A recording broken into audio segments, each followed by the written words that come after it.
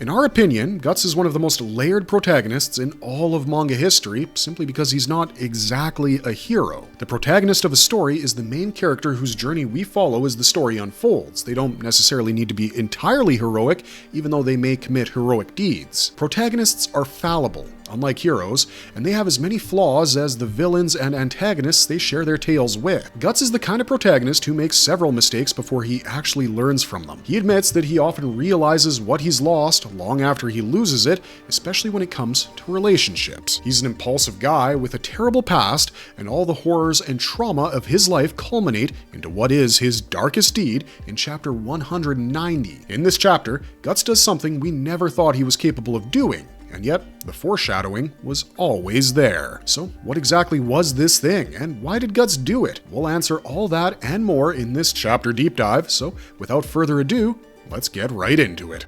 Was Guts always going to do this? The signs that pointed toward his darkest deed. Guts has always been the kind of person to swing first and ask questions later. For the first 15 years of his life, he survived by the skin of his teeth and the strength of his sword. He was so distrustful of other people that he wouldn't even let them touch him, and he had good reason for that. Guts had been abused, physically, emotionally, and sexually, long before he even became a teenager. He was forced to fend for himself as a child in a man's world from the age of 6, and he learned how to do that in the most blunt yet brutal manner possible, by pushing people away or cutting them down. It was only after joining the Band of the Falcon that he found some sense of stability in his life, and a large part of that was his dynamic with Corcus, Judo, Pippin, and especially Casca. Yes, Griffith was his leader and the man who trusted him the most, but Griffith also needed to be away from his soldiers for long periods of time because of his ambition of becoming king. It was those four who spent most of their time around Guts, and Casca was the one constant he could rely on despite their initial animosity. Casca and Guts didn't get off on the right foot. Because she was in love with Griffith, she couldn't stomach the fact that Griffith placed an immense amount of trust in Guts' skill right off the bat, and she constantly looked for ways to criticize him, even when his actions led to a victory for the Falcons. Guts, likewise, hated her hateful personality because she always ragged on him when she knew damn well that he was producing results beyond her wildest imagination. Neither disputed each other's skill as warriors. It was a battle of personalities and loyalty. Casca couldn't stomach the fact that Griffith had started leaning on Guts after he joined up with the Falcons, and Guts was always frustrated with how she treated him, despite being thankful to her for saving his life. This started to change after the Band of the Falcons' engagement with the Tudor Empire's Blue Whale Knights while they served as mercenaries for the Kingdom of Midland. They exchanged backstories with one another. Guts protected her from death twice, and when he fought off 100 Blue Whale Knights just to give Casca a chance to escape, her opinion of him started to change. She realized that Griffith wasn't the only man she could give her love to, and over time, those feelings of hers became quite intense, to the point she defied Griffith's orders when Guts tried to leave the Falcons. For a while there, it really felt like Casca and Guts could end up together and heal each other's wounds as they opened up to one another in a way that they had never opened up to anyone else. The Wounds chapters are perhaps the most beautiful chapters in all of Berserk because they give us a snapshot of a relationship that could one day blossom into something as mesmerizing as a cherry blossom tree. But then, the eclipse happened, and it changed everything about Guts, Casca, Griffith, and their dynamic on a fundamental level. Guts and Griffith's hatred for one another in the current climate of Berserk is quite well known. The reasons are iconic for all the wrong reasons, if you get what we mean. But the bigger change, and the focus of this video, is how the dynamic between Guts and Casca changes. The eclipse leaves Casca broken beyond recognition. The experience of being violated by the man who once saved her from sexual assault is too much for her mind to bear, and it causes her to revert to a childlike state where she can barely recognize anyone from her past. This includes Guts, who actually ends up scaring her in chapter 89, which features the immediate aftermath of the eclipse. She was bathing underneath a waterfall in the cave that would go on to become her temporary home when he grabbed her by the arm and asked her to snap out of it. Casca's fight or flight response triggered, and she ran and hid behind Erica, of all people, a young girl who would be useless in trying to help her out of her situation, especially against an opponent like Guts. As the realization struck him that he would no longer be able to have the life he imagined for himself and her, Guts starts focusing on getting revenge instead. This reverts him to his animalistic outlook on life that he had before he joined the Falcons, and it's that side of him that gives us a glimpse of what ended up happening in chapter 190.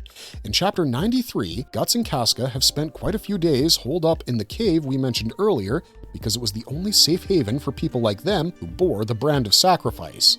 While he was doing a decent job taking care of her, Guts wasn't broken like Casca, and what he craved most was a return to that intimacy they had pre-eclipse. While feeding her some hot soup and bread, Casca spilled the former on herself, and Guts forcefully tried to get her out of her clothes so she wouldn't be injured. In doing so, she exposed her and that activated the primal part of his brain that wanted nothing more than to be embraced by the love of his life.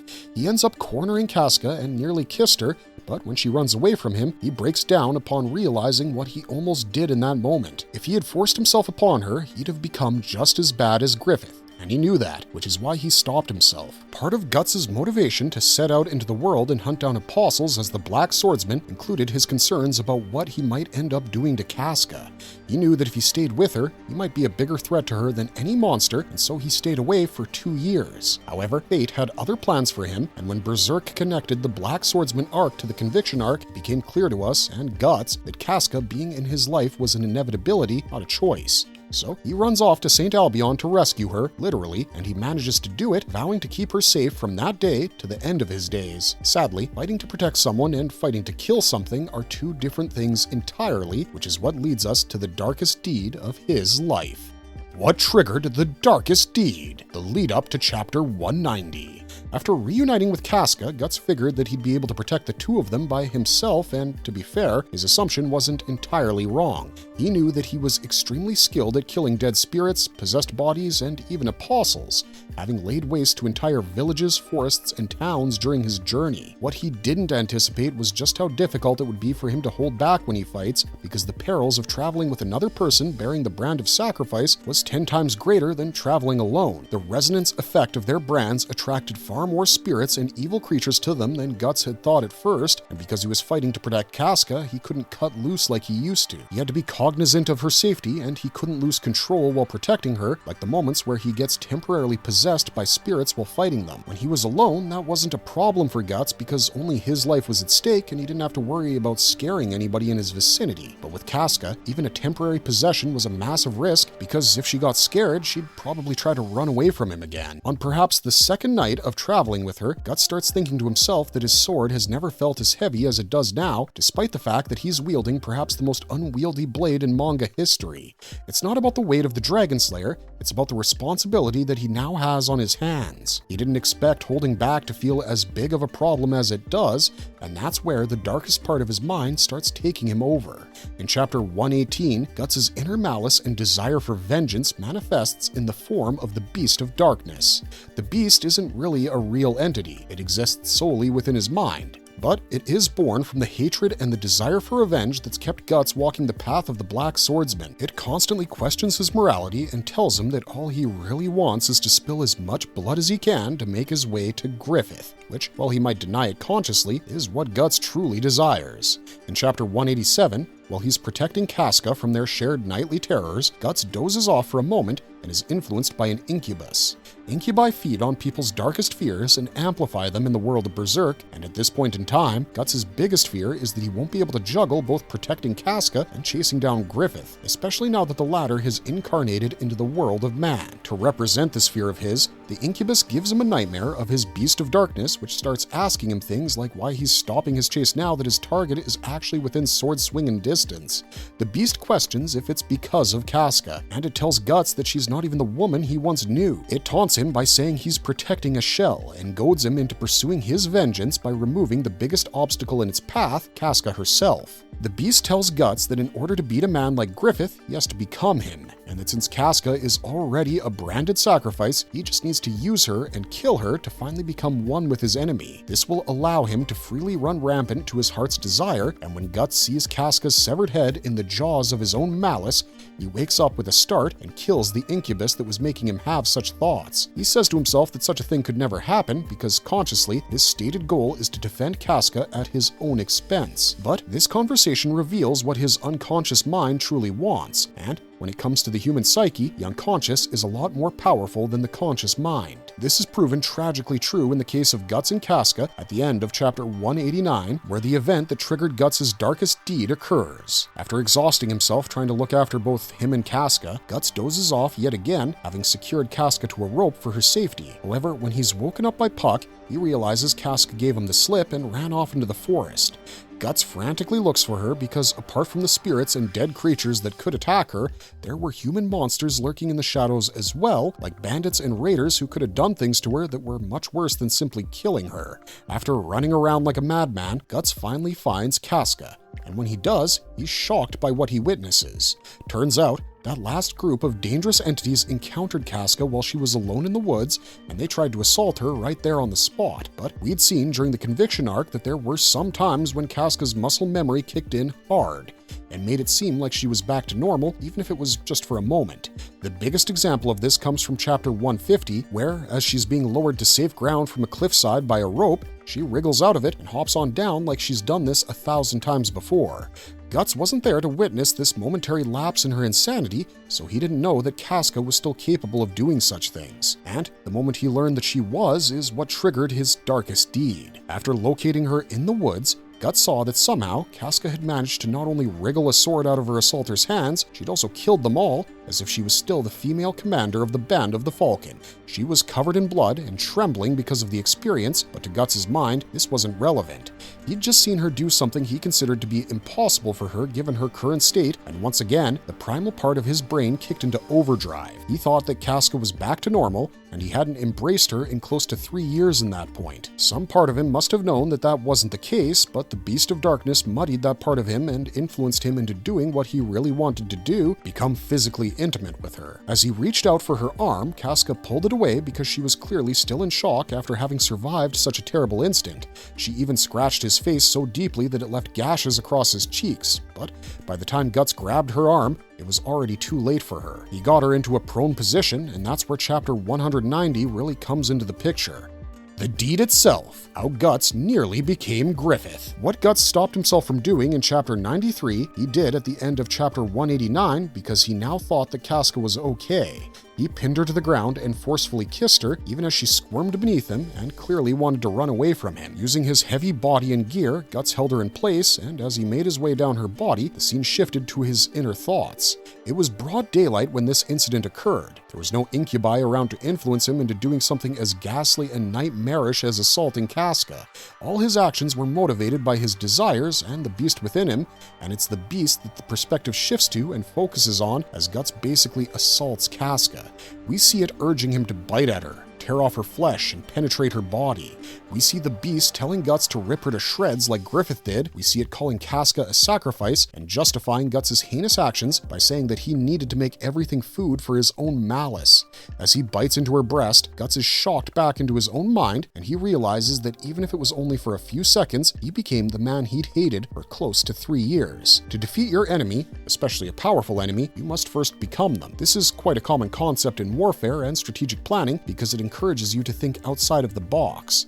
It's meant to make you anticipate the way your enemy moves and make informed decisions about how to cut off said movement so they don't fulfill their objectives. But too often, men decide to take it literally and become monsters themselves. In trying to imitate Griffith by being a violent, sadistic bastard who doesn't care about anything or anyone besides his own revenge, Guts nearly did the exact same thing that broke Casca in the first place. The eclipse was triggered by Griffith's selfish desire for power and the subjugation or outright elimination of all those who had dared to, quote, step out of line. Him assaulting Casca wasn't motivated by lust entirely, it was a power move to establish his dominance over Guts. But for Guts, it became a blend of all those things, amplified by the loneliness he'd been feeling over the last few years.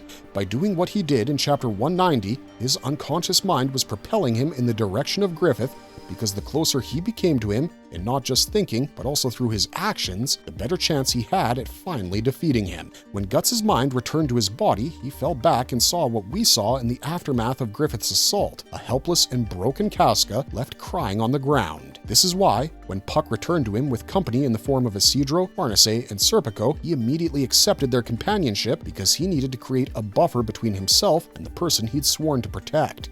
Guts now knew the full extent to which he was vulnerable to the beast's influence, and he was terrified of what he himself was capable of. And this dark deed wasn't without consequences, because for the rest of the series, Casca remains terrified of him, for despite not being able to form coherent sentences, she can recall experiences, and this is one experience she won't be able to forget as much as she'd like to. These consequences become even more apparent after she regains her sanity through the Corridor of Dreams ritual, because while she can interact with everyone else normally, whenever she sees Guts, it's like she's going through the eclipse all over again. Now, some of you might say that happens whenever she recalls someone from the old days, because there was a moment post-recovery where she took Judo's name and had a panic attack. But that's different from what she experiences with Guts, because the judo thing only shook her just enough to make her anxious. When she sees Guts, she sees the entire landscape of the eclipse, the apostles, the dead sun, everything. Partially because Guts had a front row seat to those events, but also because he treated her the way she was treated during that infernal ritual in chapter 190. This is the primary reason behind Skull Knight always warning Guts that what he wants and what Casca wants won't be the same,